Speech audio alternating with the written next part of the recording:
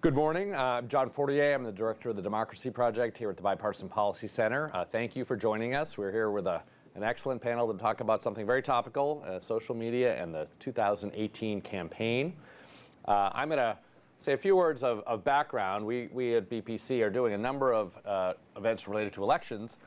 This one, though, and another one which we're going to pair with it, we might think of as, are we really ready to run our elections? We have a lot of talk and concern about outside influence, changes in the way we run campaigns.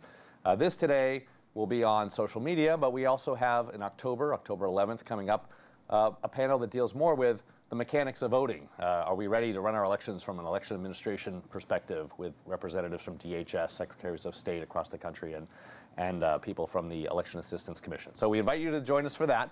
But today we are going to turn to this topic of social media and the 2018 campaign. Have a fantastic panel here with representatives from platforms, from political campaigns, and also from the world of academia. Let me introduce them. So Katie Harbath here next to me is the global head of, I don't have it in front of me. Global Politics and Government Director. And Government Director at Facebook, where she works on issues of elections here in America, but also around the world. Tara McGowan is the CEO and co-founder of Acronym, a firm that works in the digital space on the Democratic side of the aisle. Has also been at Priorities USA previously. Nate Persily is a McClatchy professor at Stanford Law. Has worked extensively on issues of election law, political law throughout his career, but has turned really his sights towards work in the digital space, digital campaigning. And Tad Rupp is a partner at one of our leading Republican digital firms in town, Targeted Victory, and has previous experience in other campaigns, including the Romney campaign. So what I hope we do today is we talk about some of the things that are new, changes that are happening in the way we run campaigns, changes that are happening in terms of the way campaigns are able to work on platforms, changes that platforms like Facebook are making to improve the campaign. So I'm going to start with Katie. A lot has happened. 2016 was a big watershed. We're spending much more of our time in the digital world. We get more of our information. Campaigns are there more. But we also had some issues that we were thinking about, and Facebook is responding and making some changes. What are the big changes that you've been making over the last couple of years? Yeah, thank you, and thank you all for coming and for having me. This has been, in terms of thinking about how to protect the integrity of elections on the platform, as well as supporting an informed electorate. We've been working in elections at the company. I've been there for about 7.5 years, but as you mentioned, since 2016, there's been a lot of changes that we've needed to do in order for protecting the integrity of them on our platform. And this has been a huge company-wide effort and priority. I've not seen anything this big in terms of cross-company since 2012 when we did the shift to mobile. To give you a sense of the size and scale and how much importance leadership on down are putting on this.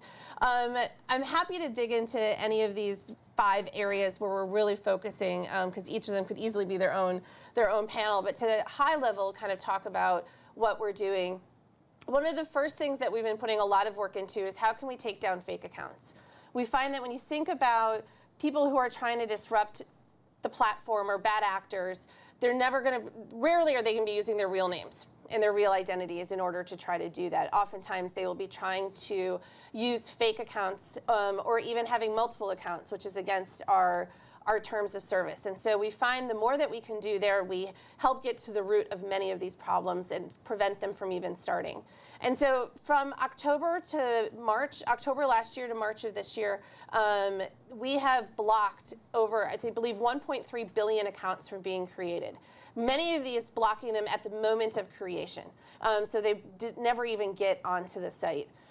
Now, where we've even made even more strides, and is even the trickier problem to solve, is when there's rooms of people, creating accounts that try to make them seem like real people. And there we try to use machine learning and are improving our machine learning capabilities to try to be able to detect those accounts. So to give you a sense of that, last June I finally got my dad on Facebook, which took quite a while. But initially he only friended my mom, my brother, my sister, and I. He didn't post a lot. He was still kind of learning how to use the platform.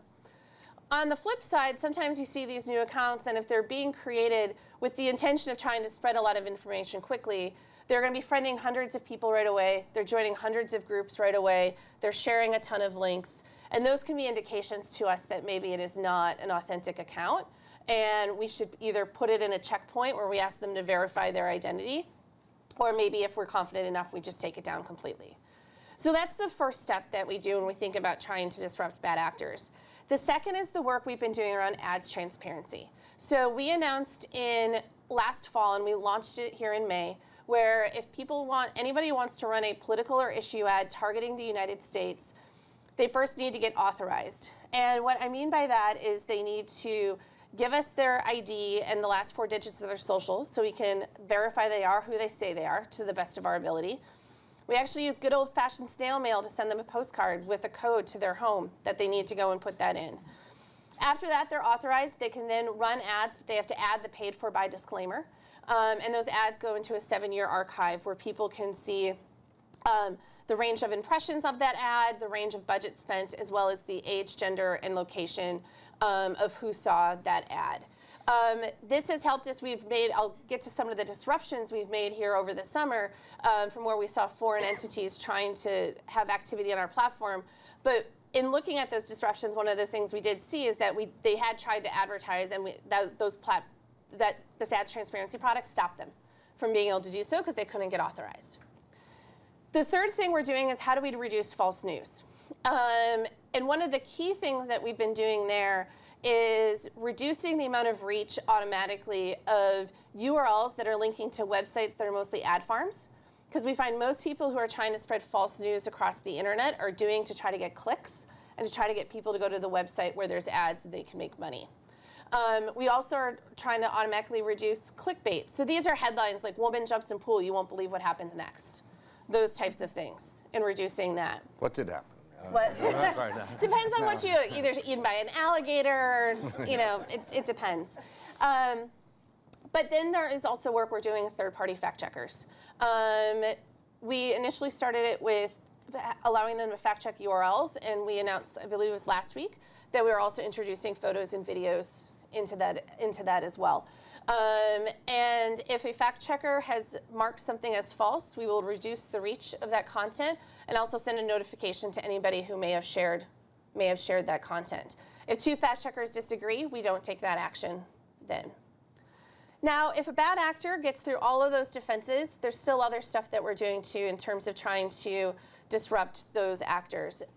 When you think about it and trying to see if anybody from a foreign origin is doing that, one of the things we're looking at is their content of a civic nature getting a lot of reach here in the US that is coming from a page that is mostly foreign admins. That can be a flag for our threat intel and information operations teams to take a look at it.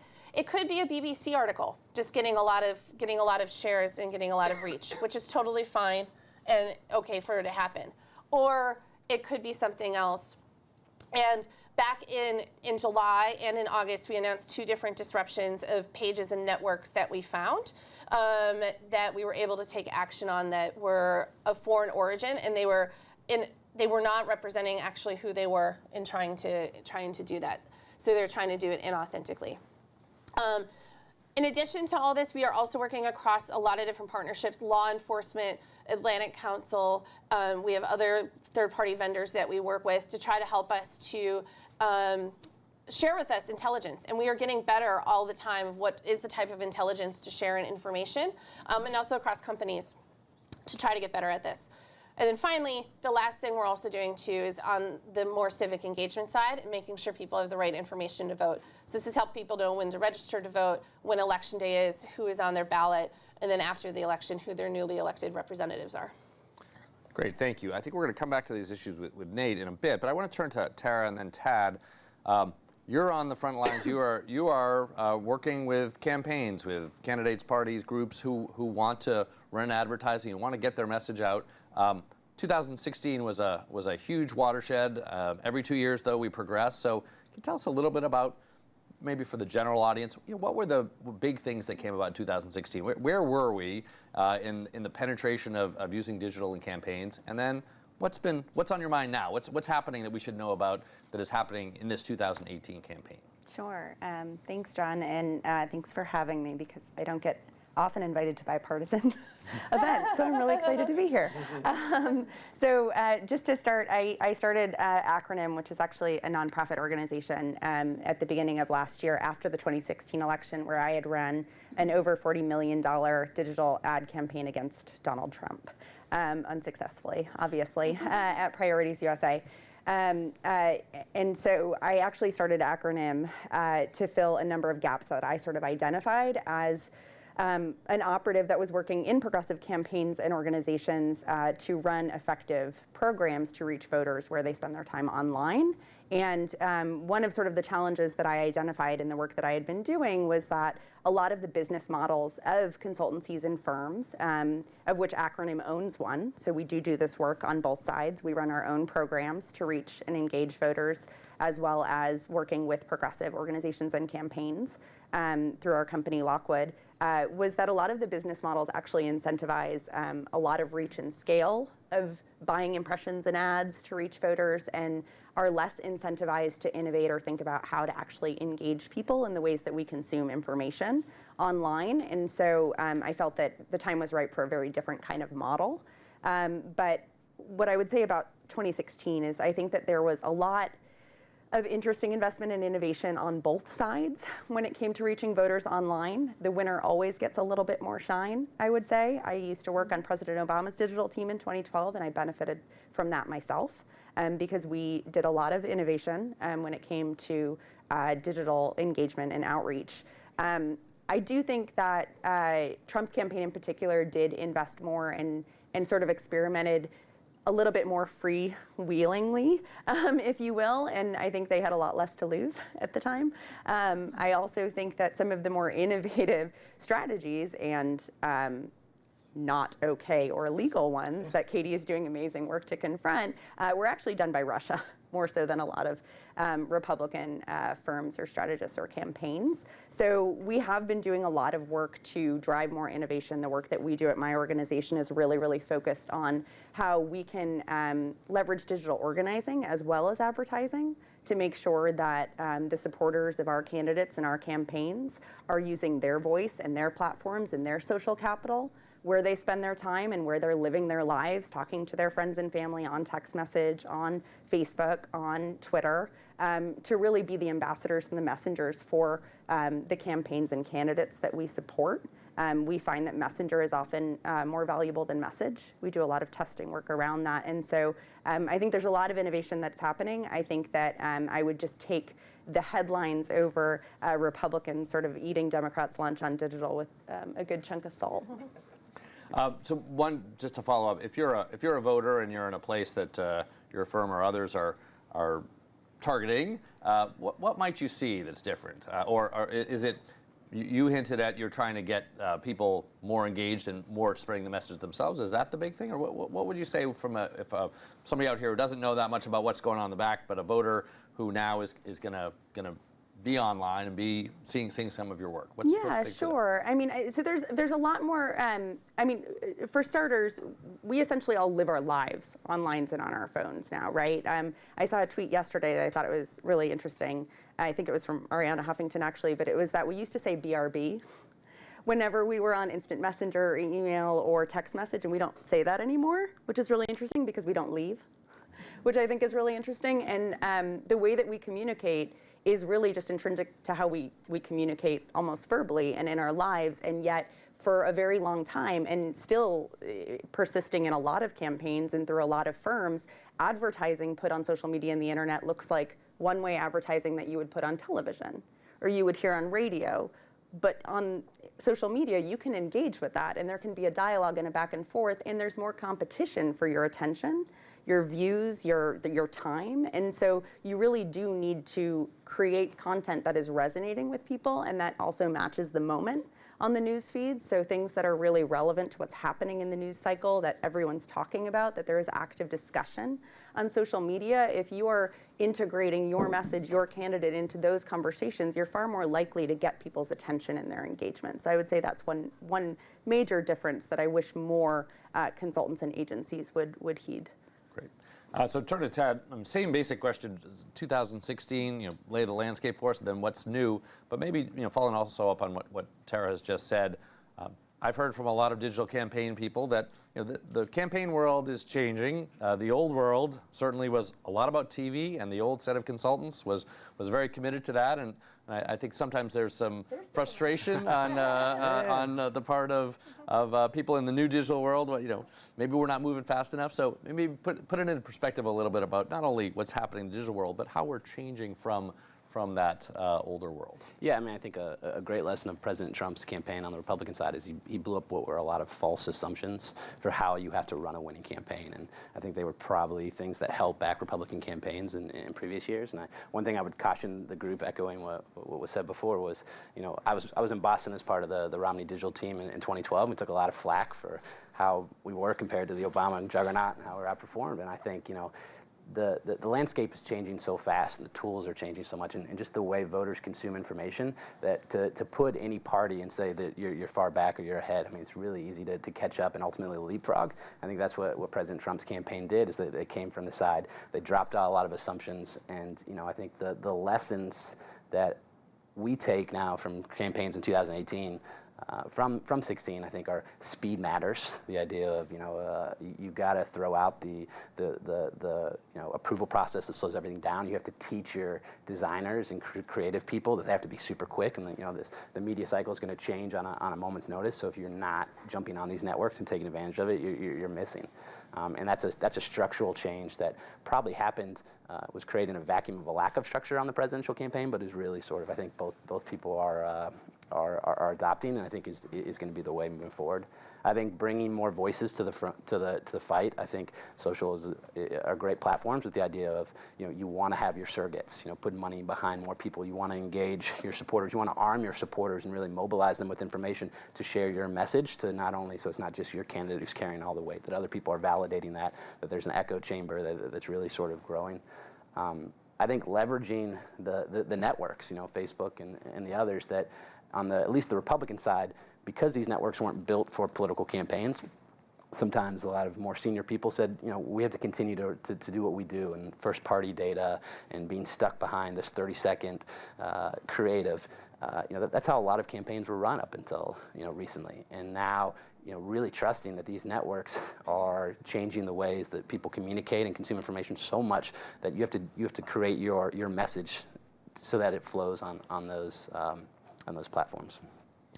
So turning to Nate, going back to some of the issues that Katie raised, we have been dealing with issues like disclosure, transparency, misinformation in the non-digital world for a long time. And maybe we don't have it all right, but we certainly have a body of law and regulations, and we've come to some places. The digital platforms are newer, they're less regulated, but some of these issues we're wrestling with in the same place. So do you want to take on some of those issues, raise some of those issues that Katie indicated? What should we know about this transition we're making from a world that's regulated in one way to a not so regulated place, that some of those issues are still there? Thanks, John. So, one of the things that we see in the transition to digital in these campaigns, from a legal standpoint, right, is that in some ways the most important decisions that are regulating political communication are being made by private companies as opposed to the government, right? So that the campaign finance architecture which exists out there was basically written for a television age, right? And so if you're someone who's worked in the sort of campaign finance regulatory area for some time, we were the jurisprudence, the First Amendment jurisprudence, the statutory language, regulatory language, all had this sort of flavor. Like one of the problems that you were worried about is sort of captive eyeballs with television that were sort of having money was washing over them and inundating them, right? That was seen as one of the big concerns. And that led to a certain jurisprudence which really was focused on television. And so the regimes, whether it was disclosure or other kinds of restrictions, were based on that. In the digital world, as you said, there are some regulations, say in U.S. federal law, that apply to spending money on someone else's platform. But a lot of the most important restrictions are ones that are made by the companies themselves. And they are aware of this heavy responsibility that they now have to shoulder, and that people are expecting some sort of new rules from them that almost they would never expect from the government. So that Facebook and Google and Twitter since the 2016 election have all adopted new regulations when it comes to political advertising. As Katie mentioned, you now have greater disclosure for ads that are on Facebook than you've ever had for television ads, right? So now you're able to look at not just the the individual ad that people may have seen in a particular location, but you get all this other data associated with it. As she mentioned, gender and age of the people who viewed it. One thing that's sort of interesting when you start thinking about the regulatory landscape with respect to digital is that and this is something Tad sort of mentioned, is that we have grown to think of an advertisement as a particular thing, right? Whether it was a 30-second ad in the television world or something on radio or on in the newspapers, right? And there's a potentially infinite variety of ways of communicating to people online, even within these different media. So for example, you as a campaigner can use machine learning to have thousands and thousands of variations on a given ad, right? And so if you're trying to develop a library of impressions and advertisements, it's almost unmanageable to try to really figure out, all right, which variation on particular ads were seen by people. And those of us who are social scientists trying to analyze the data, it's really an unprecedented challenge. This is also one of the reasons that government regulation becomes extremely difficult in this area, right? Because the technology is changing so quickly, and it's hard to really even define the problem because it's being outpaced by technological innovation. So those are some of the issues. There's obviously a lot of other unique challenges that these platforms face with respect to foreign intervention and the other issues that Katie mentioned. I'll just say one little thing on that we can talk about more, which is it's all of the traditional categories that we say as campaign finance experts had used to classify political communication are melting away in the digital age. So what is domestic and what is foreign, right? We all think we kind of know what that is, but it's very difficult to figure out the origin of particular speech and spending. Facebook is trying to do what it can with the verification process that Katie mentioned, but when it comes to organic content or sort of quasi-paid content where it sort of comes through intermediaries and the like, it becomes extremely difficult, especially when a lot of what the foreign entities are trying to do is amplify domestic content, right? So it's very difficult to distinguish between the types of speech that is being engaged in by domestic actors and foreign actors. Who's the media in the digital age, right? When all of us can tweet and blog and do whatever we want to produce videos on YouTube and the like, there had always been a traditional exception in campaign finance law for the media. Well, who's the media in the digital age, right? And for that matter, what is political? What is news? What is advertising, right? We all thought we knew what that was when you're talking about television, where for example, which channels identify themselves as news channels, at which hours of the day there was news, but there's this kind of continuum of political information that gets merged with entertainment that's very difficult to unpackage from the other kinds of communication that you get online that these platforms are trying to deal with. So let me turn back to you, Katie. You laid out some of the policies that Facebook is taking to improve the campaign world broadly. And I'll make this both a positive and a negative question. Maybe you can have amplify some of what you said about that, but some have raised questions that you're dealing with disinformation, and maybe the way you deal with it has an asymmetric effect. Maybe it affects one party more. You hear sometimes from the right a complaint that some of the opportunities that they might have had are not going to be there because policies are not as easily, fairly implemented as they might be. So what do you say to that? No, I think so. At the core of it, our mission is to give people a voice, and that means across the political spectrum. And that has been something that has been sort of a northern star, if you will, for us as we've been working on a lot of this, which can get difficult when you think about this from a global standpoint and the fact that not everybody has the freedom of speech viewpoint that we come at from the U.S.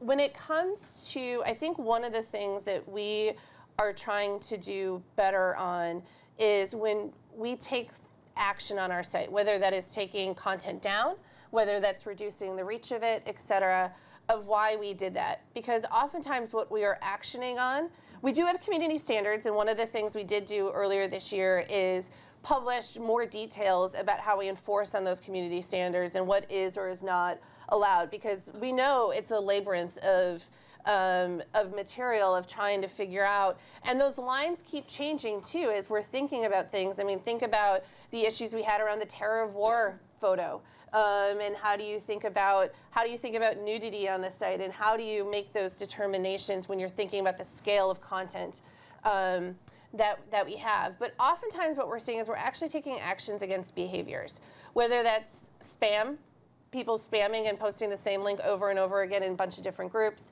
people holding multiple different accounts, not using their real identity, behaviors like that we take down, but then we're not very clear to them about what they did. We just say, oh, you violated our community standards.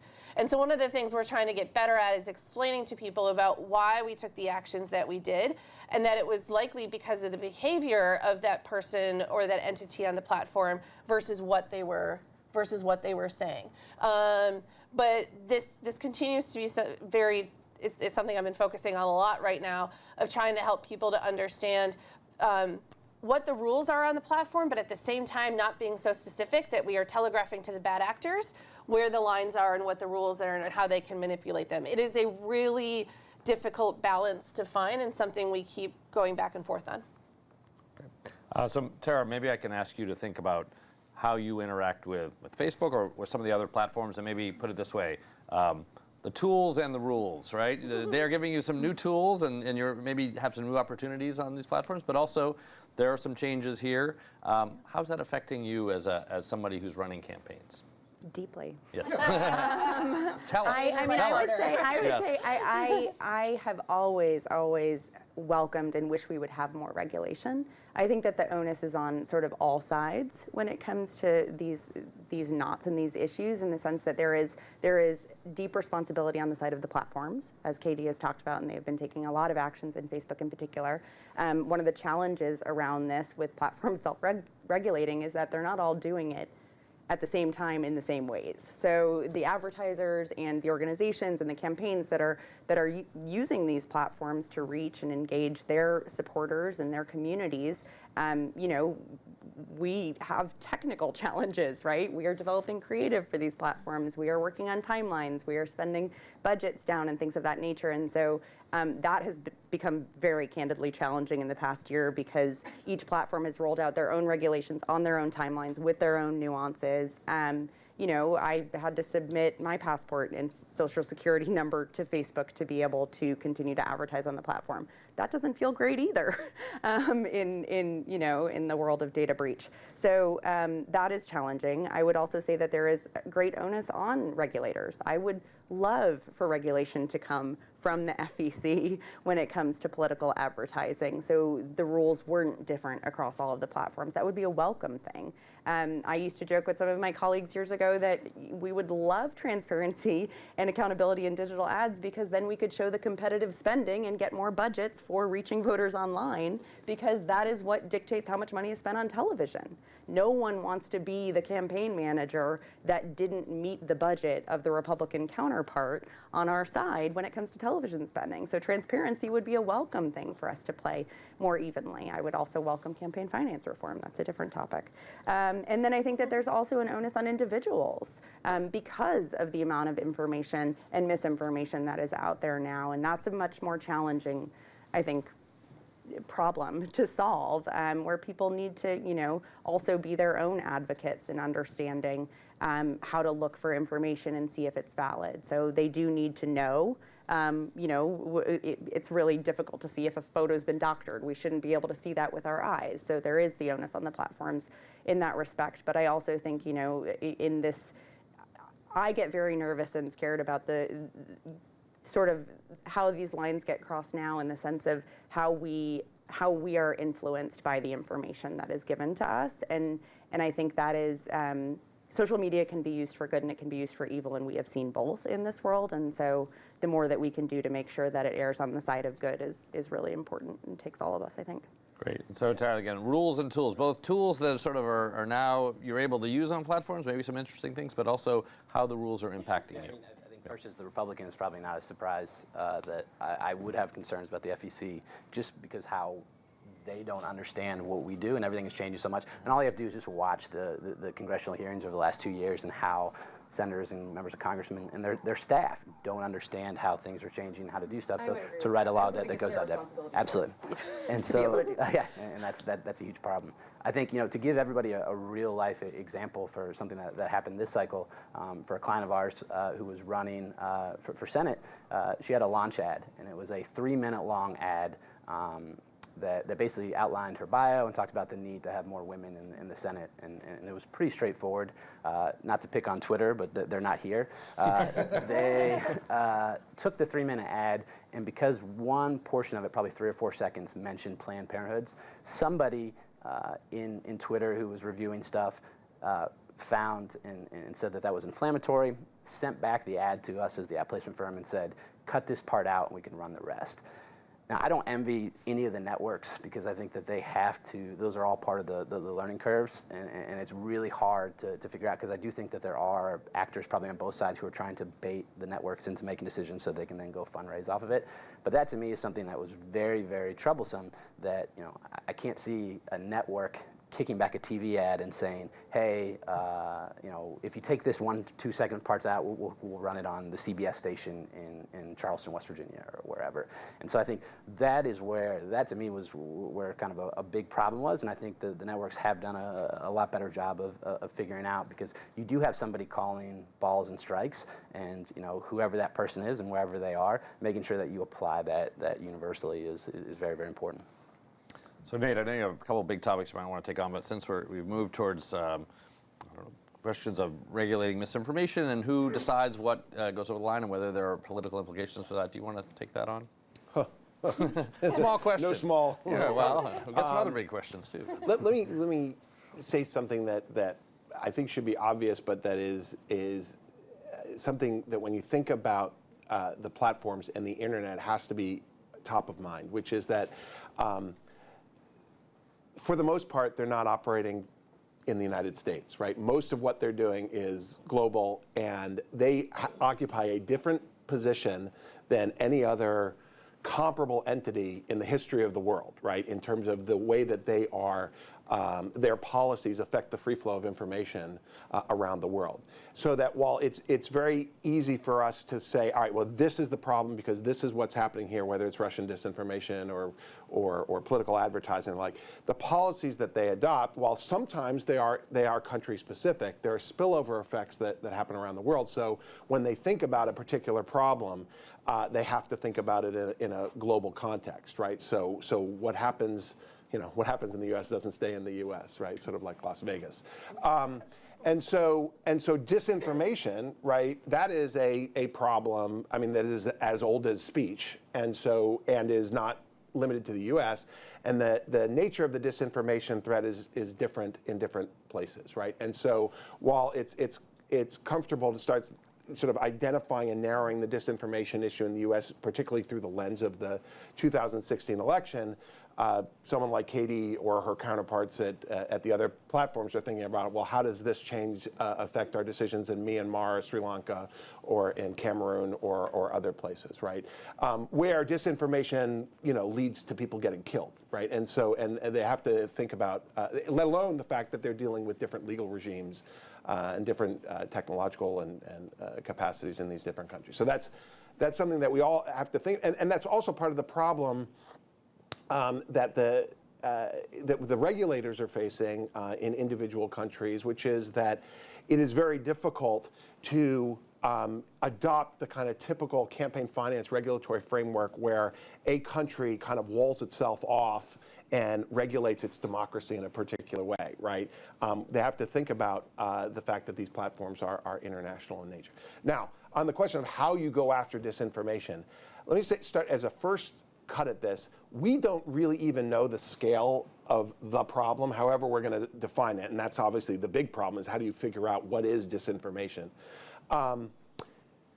So that, because when people sort of talk about disinformation, they're talking about more than the kind of caricatures of like the Pope endorses Donald Trump kind of story, right?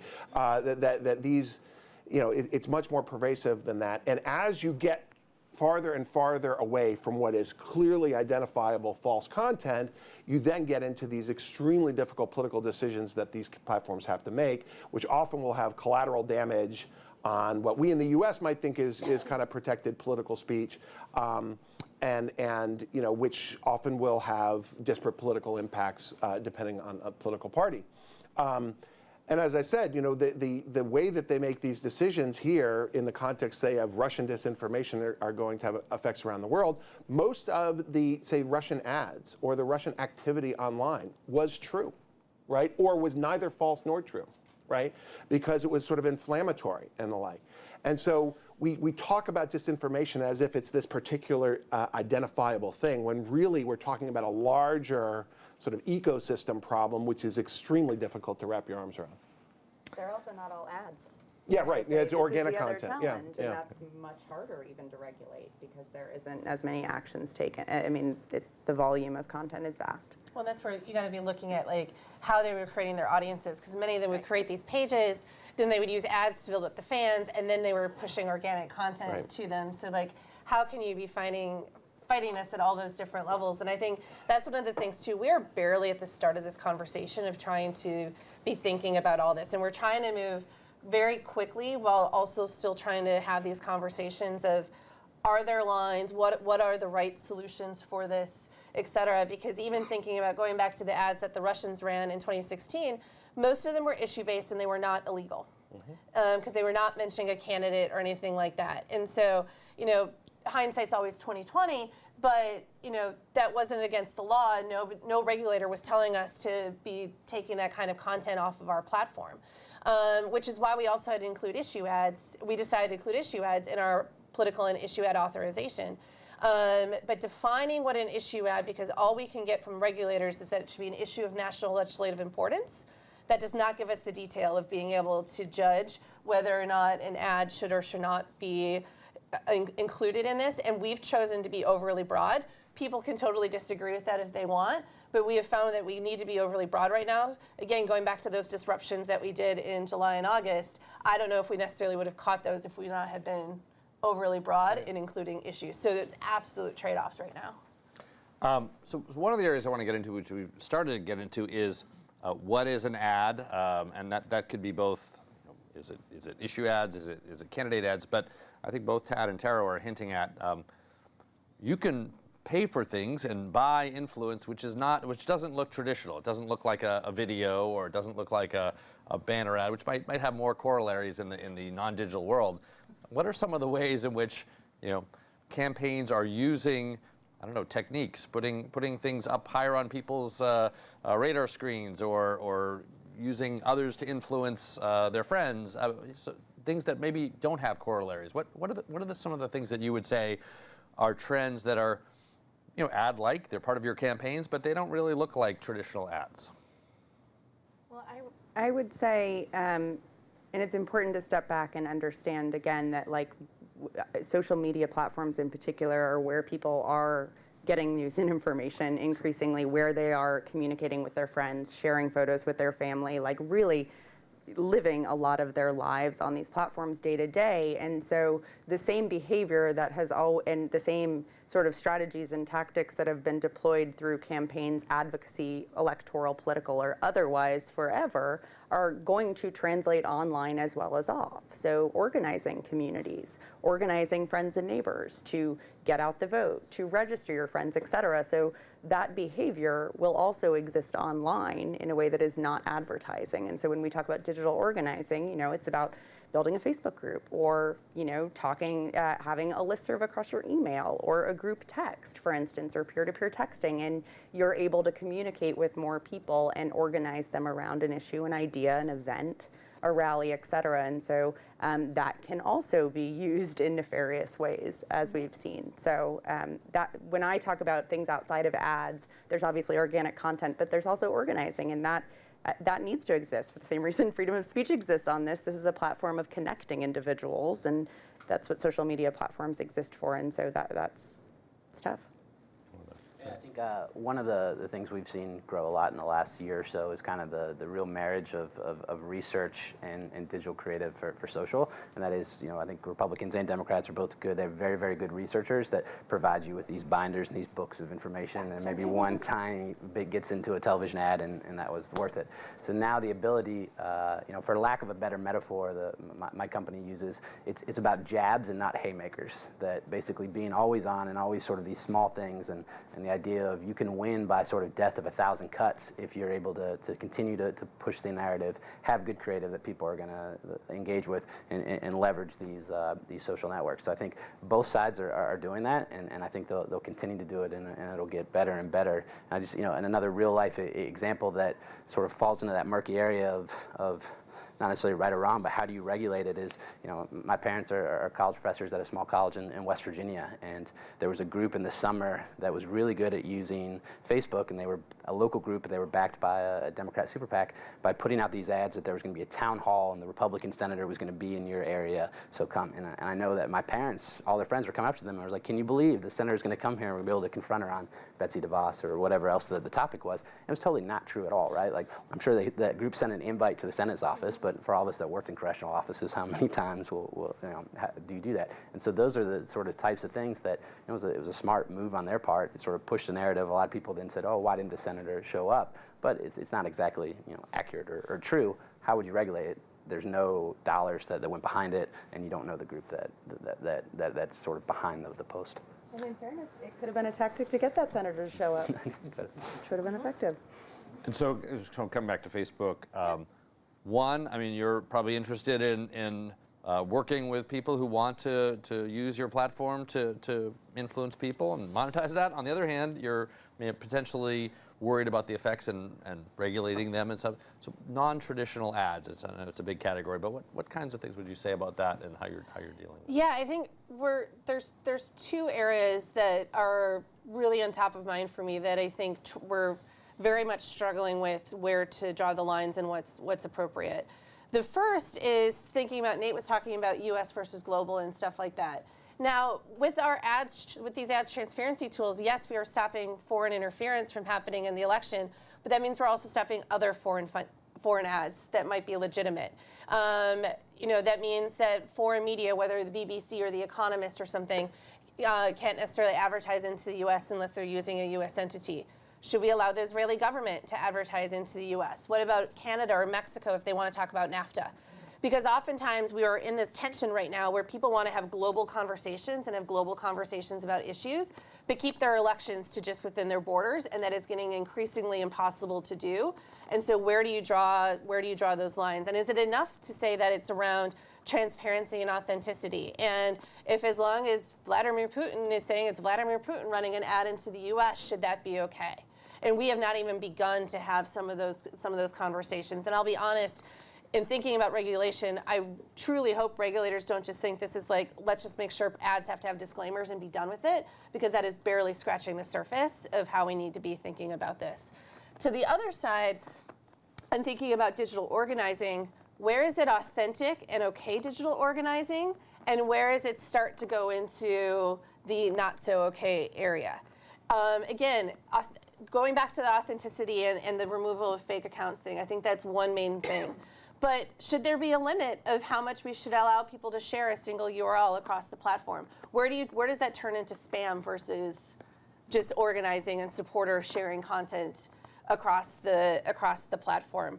Because a lot of what you see bad actors doing is they're learning from legitimate campaigns in terms of the actions they are taking. And so one of the things we are trying to do is really looking at these examples and things that we are finding to try to see if we can find common themes and be trying to see if we can think about where the line should be drawn, and then working with external folks like Nate, like Atlantic Council, IRI, NDI, others who can help us to kind of think through some of these issues and where we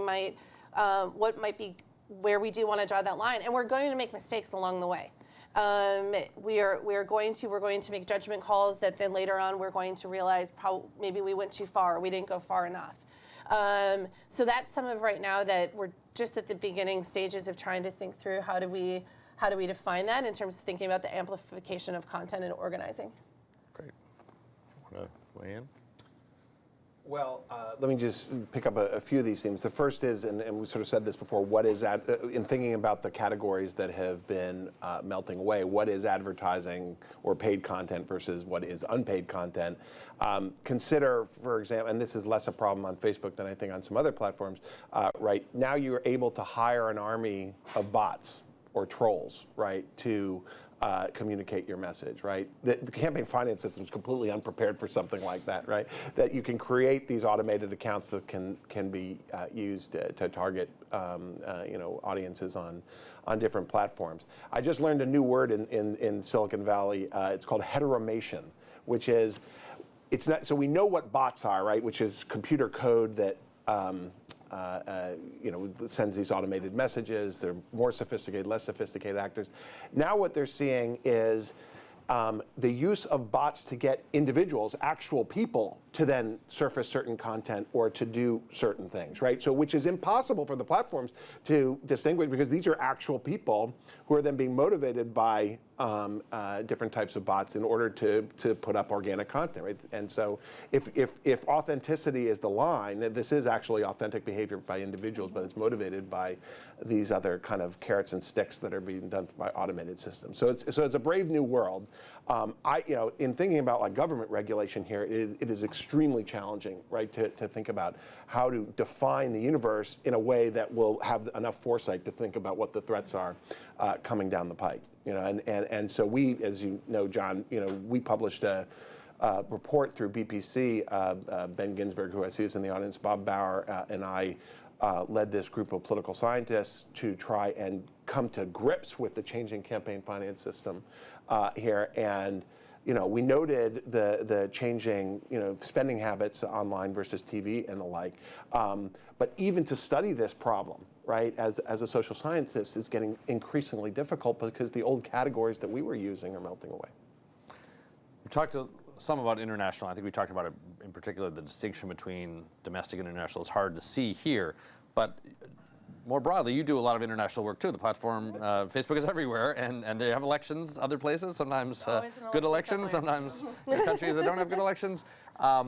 So what lessons are you learning from your work around the world, or what's different there? And maybe I'll even put a more specific tint on this. Of course, we have emerging democracies, but other democracies in Europe, established democracies, which I would say have stricter regulation of content in some ways than we do. Yeah. They don't allow polls to be published at the end. They're shorter campaigns. You're having to comply with their rules as well. So tell us some of the lessons you're learning by working on elections with the platform in other places. Yeah, I think there's been a couple of different ways that we've been approaching this and what we've been learning, et cetera. I think first, the first thing is that the U.S. is the exception, not the rule, around the world, in a wide variety of different ways. And so one of the things we do is ahead of any election at the company, we start about 2 years to a year and a half out before their election of doing research on the ground, working with our local public policy teams, working with local civil society groups, going and talking to the political parties, et cetera, to get an understanding of what the risks they might be facing in their country. They may not be foreign interference. It may be more domestic that they are concerned about. Or it could be foreign interference, but it depends. And so you can't just pick up what we've done in one place and drop it in the other, though there are commonalities. And so what we try to do is have a suite of tools to be able to adjust and look at any different country. For instance, Kenya's election last year, very concerned about content on the platform being used to instigate offline violence.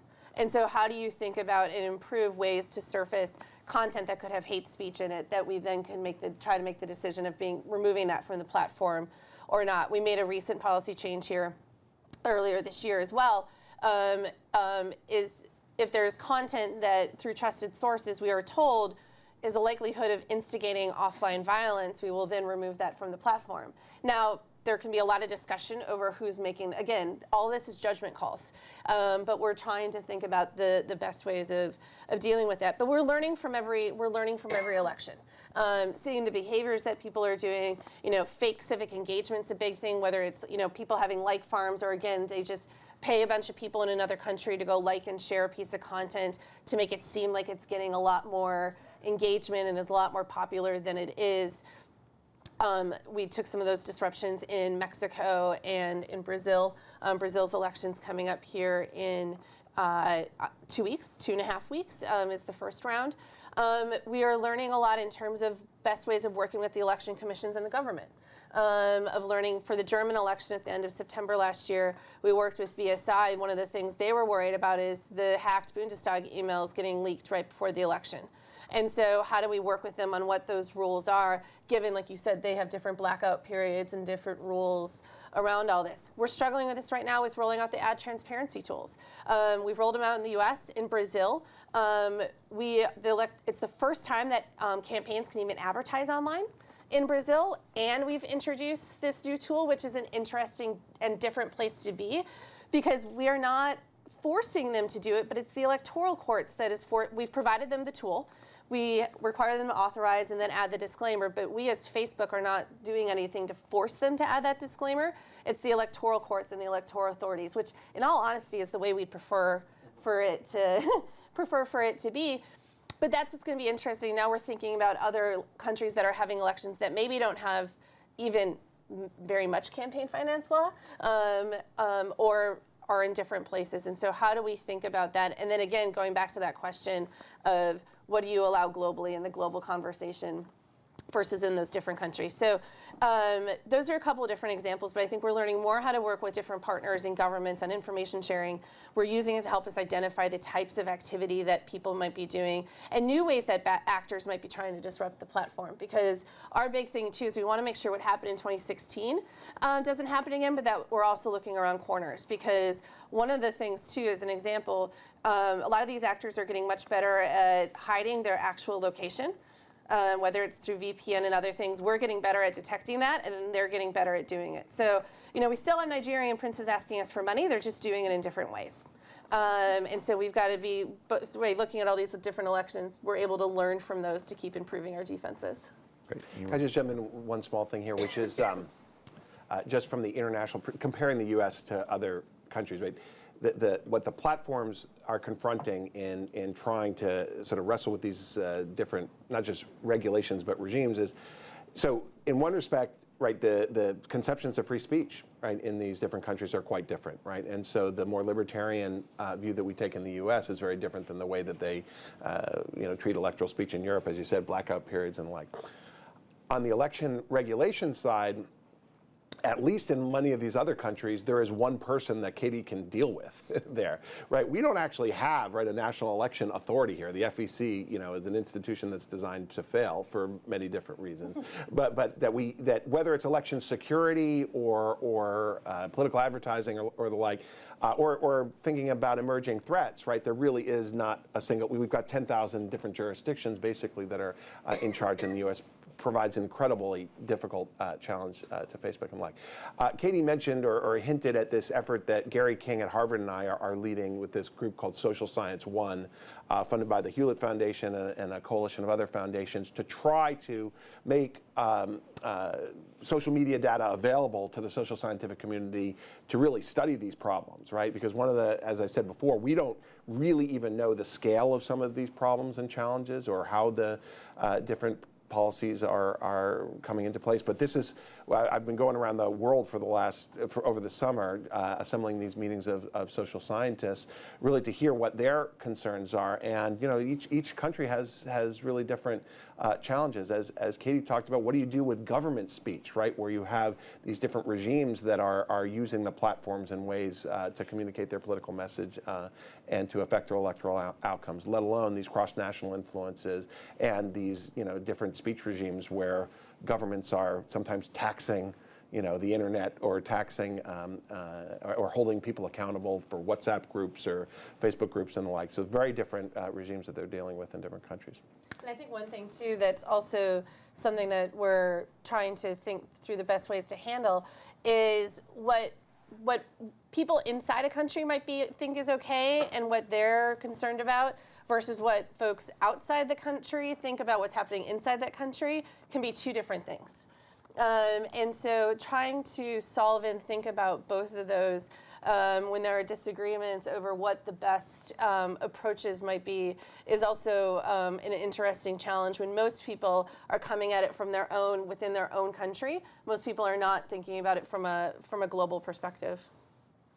So I'm going to give a little heads up here because we're going to turn to you, the audience, soon here, and there will be a microphone, and we'll ask you to identify yourself and ask a question.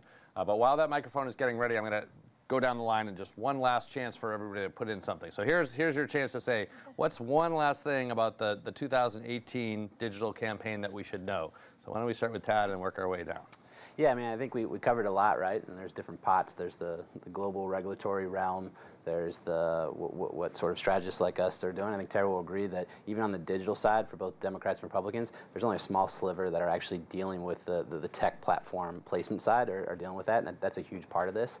But I always come back to the fact that it's about user experience, and it's about these platforms were not built for politics. They were built and they're successful, and they've changed society because you're on your phone and you're scrolling through, and just put in perspective that we put a lot of weight to the fact that what happened in 2016 are all the hard work that we're trying to do. But when you're running Facebook and you're scrolling through and you see the anniversary pics of your college roommate and then your wacky relative, right? And then a political ad pops up. That's somewhat effective, right? And it should be, it needs to be better. But if it's not good content, if it's not, part of that user experience, it's not going to sway the electorate, or it's not going to have an impact on the election. So I think the more that sort of we look at this and understand that, sure, we need to regulate, we need to take all this very, very seriously, but at the end of the day, it's the content and the user experience that's either going to swing voters and motivate them, or they're going to scroll past it and not engage with it. I think that's what really matters and will make a big impact in the next 50 days. I'll say just one thing that hasn't been brought up, which is how do you figure out the independent effect of these changes in the digital world as opposed to thinking about their place in the larger ecosystem, especially when you live in a world where, for example, you could have a story that appears on a website that then makes its way onto a network that then is tweeted by the president and then covered by the entire media, right? That you can't disentangle the independent effect of sort of the internet as a progenitor of whether it's polarization or disinformation or good things from the larger ecosystem in which it's operating. Tara?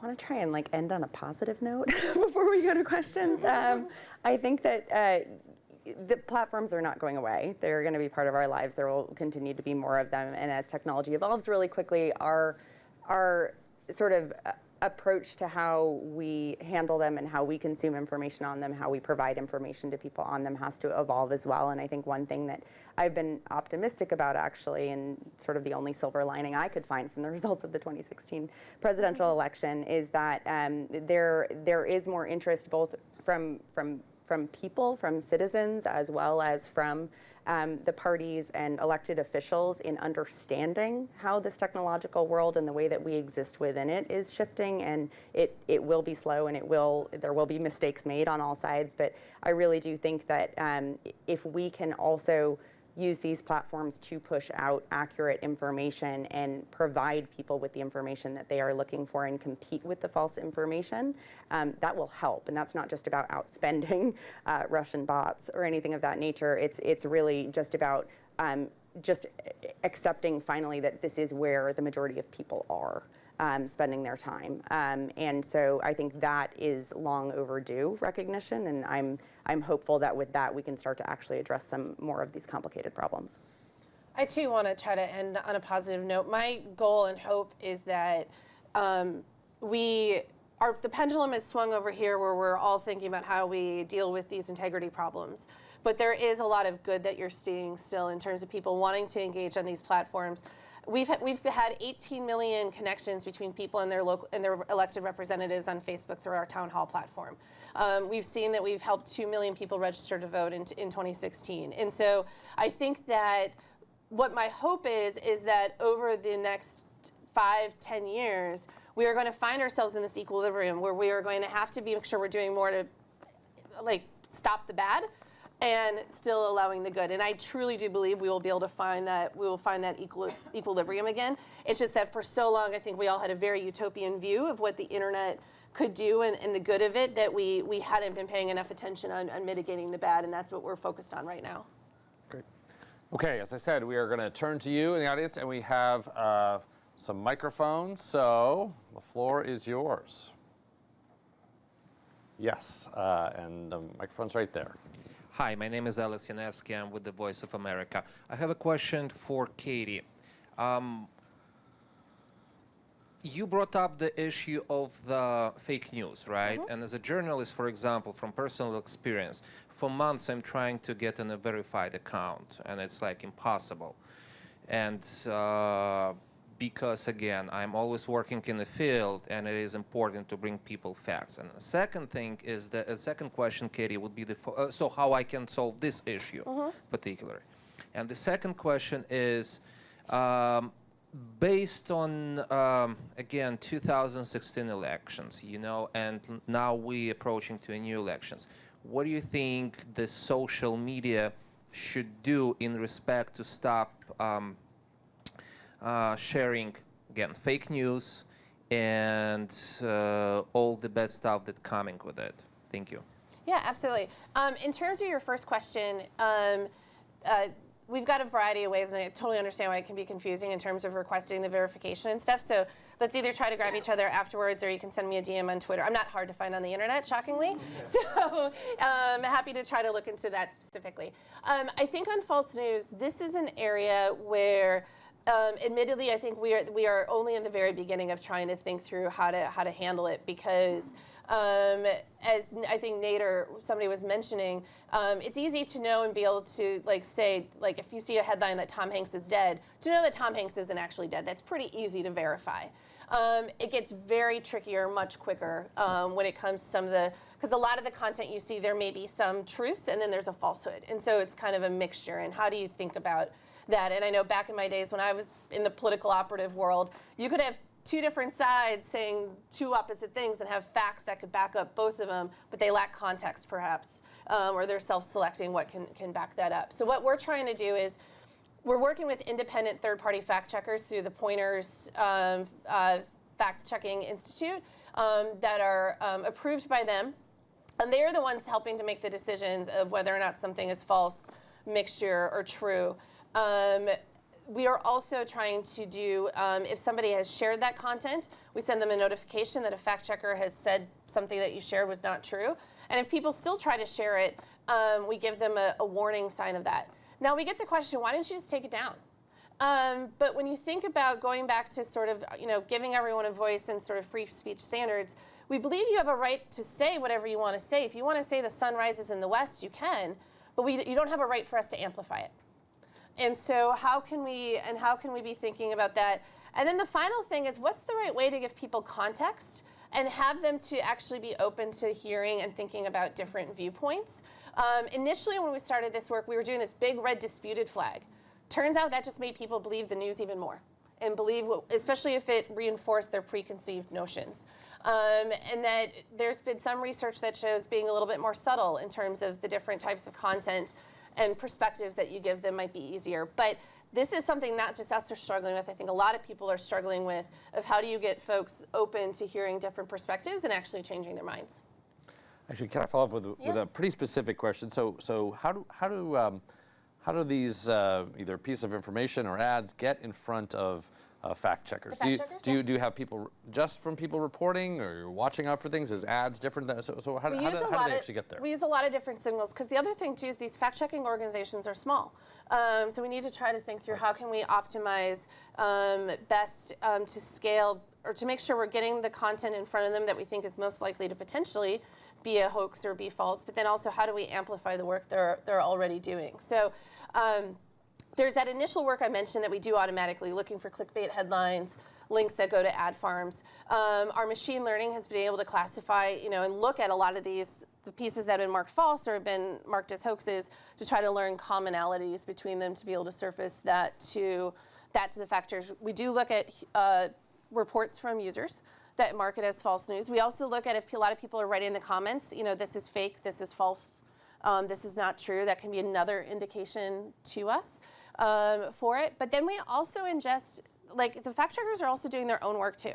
And so we also ingest the content from their websites of work they're doing and try to find that on the platform as well, and then be able to try to scale out and find it and be able to reduce the reach and give the same treatment to that content too.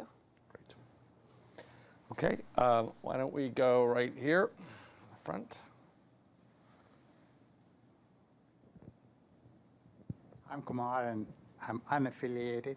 Now, the Indian elections are going to happen in 2019, and WhatsApp is a big part of how information is disseminated there. What are the problems you're facing there, and how is Facebook handling it? Yeah, no, it's a really good question. It's been incredibly on top of mind for us for a while at the company. WhatsApp is trickier because it's encrypted end to end in terms of the content. We recently made a change in India in terms of limiting the number of times things can be forwarded because we were running. There was a lot of horrible issues happening around information getting shared and then that turning into offline violence and people being killed. And part of that we found was coming from the forwarding of messages. We've also recently done, WhatsApp has done a series of marketing campaigns to try to help educate users in thinking about how to better identify and spot false news and maybe be a little bit more critical of what they might be seeing on something on, whether it's WhatsApp, Facebook, any of these online platforms as part of that. So we're trying to look at a wide range of different things that we can do in terms of helping to educate the public. Also, the behaviors that we might be seeing on the platform and what we can do to potentially try to help stop that from spreading false news. And you wanted to get in on this? One thing, because I think this is an extremely important question, and we don't think about enough in the U.S., which is that, WhatsApp's penetration in the developing world is enormous and has been so rapid. And to some extent, we are focusing on the particular platforms that are popular in the U.S. and identifying certain problems like disinformation and polarization and the like. One of the reasons I think in some ways the internet is the problem, which is to say there are features of the internet which are amplifying these problems, is that as you move to these other forms of communication, like WhatsApp, which is peer-to-peer encrypted, right? You are seeing the same problems, and sometimes they end up being amplified, right? And they're extremely difficult for the platform, heads to then go after because we don't really even know, the extent of, say, disinformation on WhatsApp. You just get it through the groups and the like, and people then reporting it. And so the problems of anonymity, the problems of echo chambers, to the extent they exist, actually, I don't think the research shows they don't really exist as much on Facebook as people think. But the problem of viral transfer of information as opposed to mediated communication, and as you were saying, the velocity, right, of communication, all of that is amplified on these peer-to-peer platforms, and in some ways is impossible to regulate. Okay, why don't we go over here, the second row here.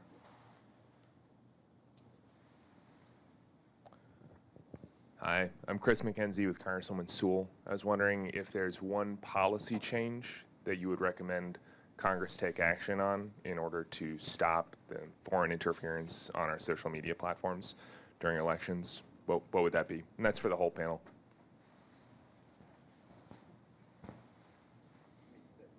On you. I think you and all the Hill staff could probably use a couple-day boot camp with each of the networks to understand sort of how this works and sort of ask both across, bipartisan, right? Like really Republican staff and Democrat really sort of bringing in and having an understanding how what you do and what you're trying to tackle right now will change completely in 6 months and continue to change and evolve. And so if you're trying to head it off at the problem, not just sort of at the one thing we see right now. Yep. I understand there are solutions other than policy changes that we need to simultaneously be working on.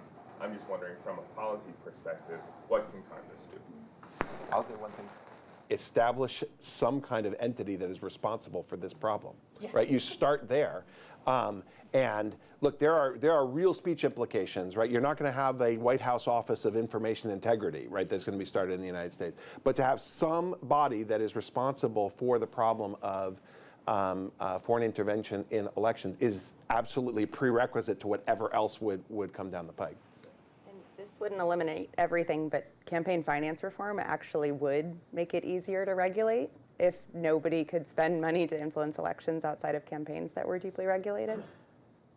That would help. Which is an interesting thing, like potentially looking at what other countries have done in terms of, like, in Brazil, again, it is very limited. It is only the political parties. There's very specific people that are allowed to do advertising. And I think that would be the one, the first one that popped into my head is help me define what an issue ad is. But in all honesty, I think it is this question of who are the entities that should be allowed to be advertising and putting money behind content, not just during elections, because I think that is an easier one to solve, but throughout, at any point in time, that is influencing the political discourse and the discourse around these issues. Not an easy solve at all. So long as democracy is preserved.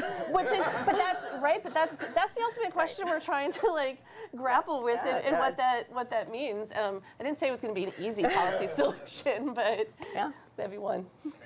Okay, why don't we go here? Good morning. I'm Manuel Vega. I'm an independent consultant. I have, given the international aspects that we have discussed here,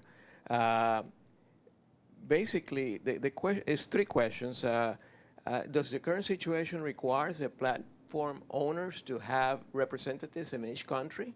So as an interface? That's question number one. And now, how do you prevent the perception that you're biased in forward or in favor of the government? And then do you exercise the same level of due diligence in foreign elections as you're trying to do in the U.S.? So starting with your last question first, yes, we do. I mentioned some of the work, we had elections last year in France and in Germany. This year we've had major elections in Italy and Mexico. You got Brazil coming up. Very focused next year on the European Parliament elections, Nigerian elections. I'm a wealth of electoral calendar. Sorry, you get me on a roll. If you've seen Nate's travel schedule, you should see Katie's, right? So yeah. So yes. Your second question, your first question, do we have to have a representative in every country? We don't have a representative in every single country, but we do have somebody on our teams that are responsible for every country. And so we, from an election standpoint, we are wanting to make sure we have bare minimum contact with the election regulators in those countries, as well as potential civil society groups or others that are working in those, so that we can at least have a way for folks to flag to us if they see stuff is happening. To your second question around perceiving of working with governments, we need to work with government, but the trick is, what is the right level of that? And we always, even just from our standpoint of working with political parties and others and how to use the platform, if you're allowed to have a presence on our platform, we're giving you the same best practices and the same access to the same tools. It's then up to them in terms of how they choose to implement them and what the strategy is that they want to implement. But it is one of the reasons we publish a transparency report around the requests we've gotten from governments and how many we've actually complied with, is to try to provide more transparency around this, because there's always a balance between what a government may ask of us versus what it is that we think is right to do or to give them or to take those actions on. And so those can be incredibly nuanced, and so that's why we try to publish the transparency report so people can see as much as possible what we're doing and how we're responding. Great. How about right in the back there? So a question based on what Katie said, but sort of aimed at everybody regarding fact checkers, and Michael Turk, longtime listener, first-time caller. The question I have is there any concern at all with these fact check organizations that there's no arbitration process for something that gets ruled to be false? Most of these organizations don't have really any process in place or the manpower to assess any of that, and is that a concern when these giant platforms are deferring to their judgment? I can just say yes, I think one of the ways we're trying to do this is making sure we're continually increasing the number of fact checkers that there are as part of the process, because again, if two of them disagree, then we don't do the same treatment. And you think about the recent news around Think Progress and the Weekly Standard fact checking them, none of the other fact checkers went in and gave it a different rating. And I think that was a good discussion to have around that, and as we think about these types of processes. But that's why I think there's a lot more work that needs to be done in terms of thinking about this. Of course, people can try to appeal to the fact checkers and all of that. But then are there other things we can be, as the platform, be doing on the automated side? But it's far from being a near perfect solution right now. Can I just say one thing on fact checking? I don't know if I should say I'm a skeptic about fact checking. That's not exactly right. I mean, that's an academic. I shouldn't say that, right? But that the role and importance of fact checking is actually not, in my opinion, to identify individual stories as false or not. That even though that is what they're doing, because if the disinformation challenge is not going to be met by fact checking, just because the scale of it is so enormous, and the slice of articles that could actually be examined is so small, let alone the slice that then is going to be designated as false. And as I said before, the problem that most of us identify as disinformation is not really about these Pope endorses Donald Trump kinds of stories. However, what the role of fact-checking, in my opinion, is that it will identify sources that are repeat violators, that then highlights to the platforms to be suspicious of them going forward, and then also that factors into the algorithms and the like in terms of the priority that's given that information over others. Now, that is, of course, politically fraught, because you got to continually make sure that it's not biased and the like, but we should not assume that fact-checking is going to get us out of this information problem by just identifying information online that's been proven to be false. Nate, of course, is amplifying Pope endorses Donald Trump. I've heard that a couple times from you. Yeah, well, that's the typical story that people put up there. But as far as I don't think anybody's vote was changed by that. Yeah. Sorry, Ted. I don't think this is unique to sort of what we're talking about right now with the social platforms. I mean, as a Republican, it is true that there has been a bias in the long run. I mean, this goes back. You can ask the very gray-haired consultants that we fight for and try to explain what digital is. There is I don't think it's as widespread as sort of made up to be, but that is the truth, and there are examples for it. And I think you can go and look at it. And I think that none of these, even independent fact checkers, you can go back through and are in a place to sort of combat what their own bias is. And I think the really mandate is on Tara and I to make sure that for our campaigns that we're flooding the zone with good information or counter information. It goes back to that idea that more, not necessarily transparency, but just more information out there so that you're set up to be able to refute when something's wrong, or at least tell your side of the story and let somebody decide for themselves, as opposed to a fact check organization for somebody who may or may not be behind a desk somewhere with whatever their experience or viewpoint is. Okay. Why don't we go over here?